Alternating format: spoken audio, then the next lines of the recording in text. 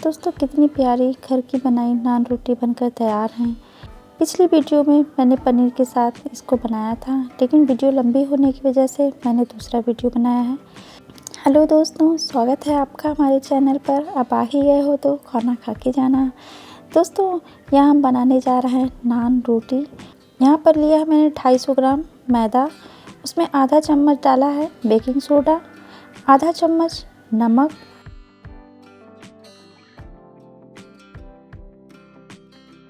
और यहाँ पर थोड़ी सी चीनी डाली है। साथ में लेंगे थोड़ा सा दही,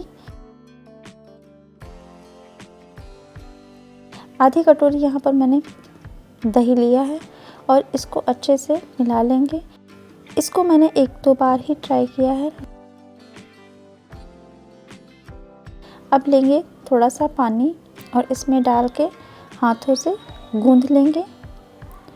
जब आप गूंदेंगे तो देखेंगे गूंदते हुए ही ये आटा सॉफ्ट लगने लगेगा। थोड़ा सा इसमें ऑयल डालेंगे और अच्छे से आटा लगा के साइड में रख देंगे।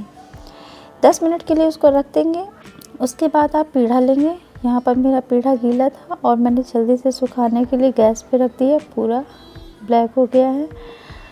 थोड़ा सा तेल लगाएंगे इसमें और तेल लगाकर छोटी छोटी लोई बनाएंगे और इसको सीधा बेल लेंगे।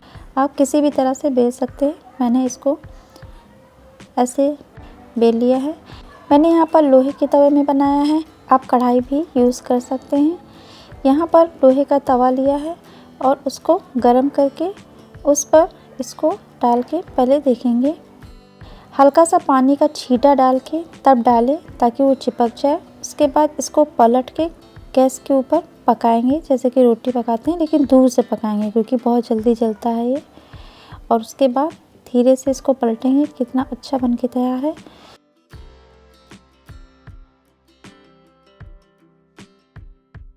दूसरा लेंगे और उसमें थोड़ा सा हरा धनिया, कलौंजी आप डाल सकते हैं इसके ऊपर, और हल्का सा पानी का छींटा दें। उसके बाद फिर से वैसे ही बनाएं। ऐसा करके इतने ही आटे में मैंने 10 से 12 नान बना के तैयार किए थे और ये गर्मा गर्म नान रोटी बनकर तैयार है। इसको पनीर के साथ एंजॉय करें। दोस्तों वीडियो पसंद आया हो तो शेयर, लाइक, सब्सक्राइब ज़रूर करें।